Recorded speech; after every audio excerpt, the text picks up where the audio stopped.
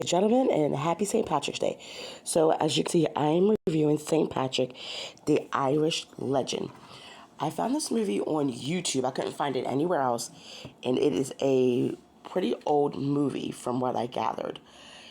And it is about St. Patrick.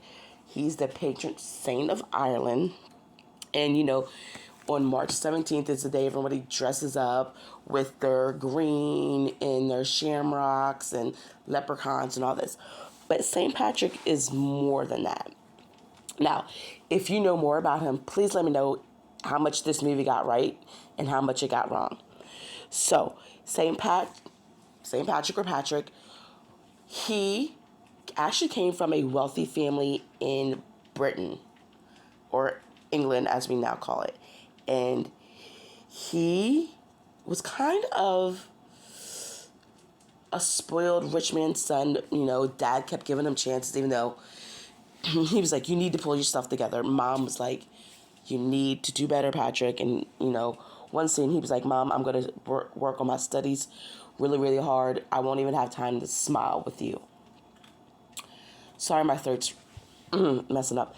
And then the next scene is this young man sneaks out to a pagan festival, which the pagan festivals were outlawed because now Christianity was coming in. So, of course, he sneaks out to the festival because he just wants to prove that he can do whatever he wants. He's curious, and he ends up getting captured and sold into slavery in Ireland. And he was put out in like a field to tend the sheep or whatever, and he wasn't doing really good with that lot.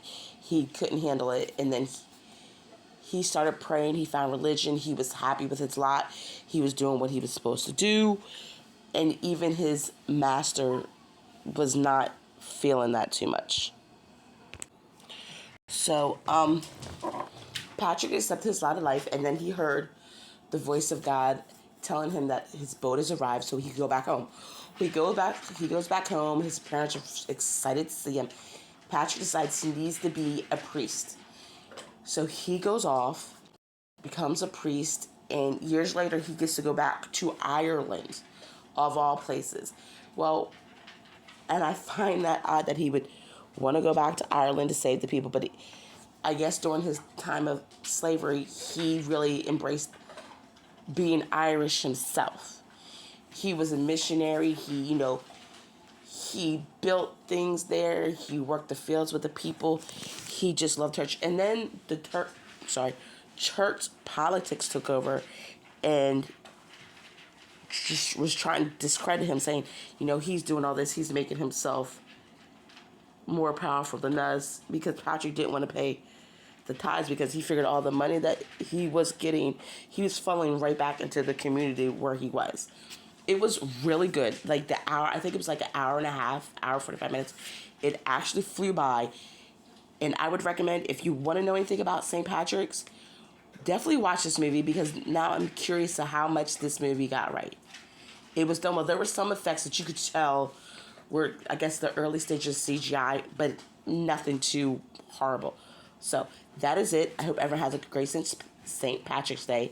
Definitely share this video out, if nothing else.